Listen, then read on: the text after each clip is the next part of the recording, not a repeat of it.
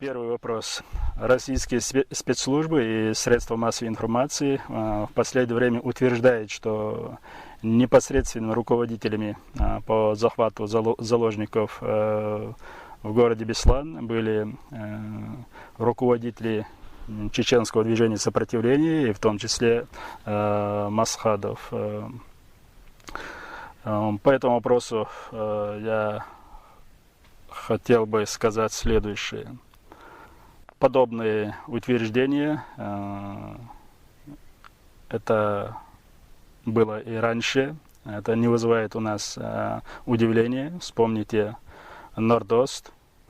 По-моему, Путин и руководители спецслужб России Патрушев расстреляли бы еще тысячи детей Чечни и Осетии, чтобы иметь право на это, то есть спровоцировать Масхадова на адекватные такие действия.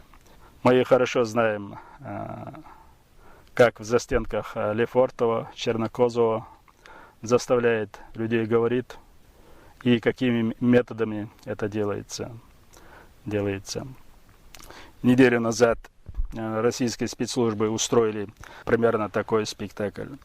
Взяли в заложники всех родственников Масхадова, в том числе детей, женщин, посадили их перед телевизорами, чтобы они примерно сказали следующее. То есть все они просят Масхадова, чтобы он освободил этих детей в Беслане. То есть это все делается для того, чтобы простые люди подумали, что действительно там Масхадов руководит, что он это узаконил, или это все делается по его приказу. Вот. Но это не так. Вот.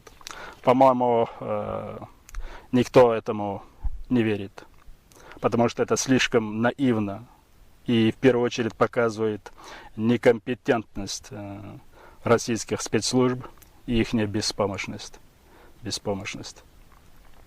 Если действительно российским руководителям так сильно хочется, чтобы я руководил подобными терактами, по-моему, им не повезло, им это не удастся.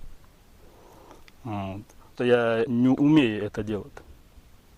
И мой менталитет не позволяет мне даже адекватно перейти к подобным методам. Вот. Не нужны нам уступки Путина или заставить Путина остановить войну ценой жизни малолетних детей.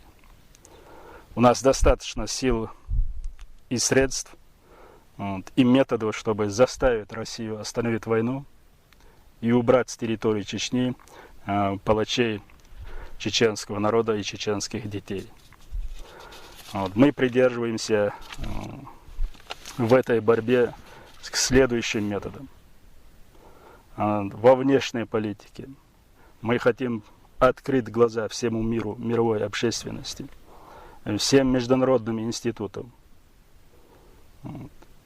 и показать действительно, что происходит в Чечне.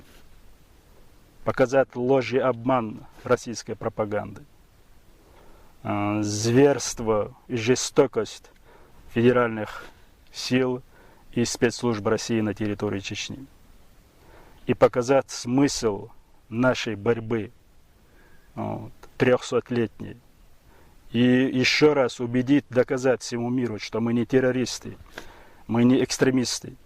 И ничего общего мы с международным терроризмом не имеем. Это другая борьба. Во внутренней политике мы добиваемся, чтобы Путин и его спецслужбы не сумели спровоцировать здесь гражданскую войну. И военная политика чеченских сил сопротивления – это вести борьбу против федеральных войск организованными методами, дозволенными методами, цивилизованными методами, не переходя к тем методам, которые спровоцирует нас противник. Спасибо за внимание.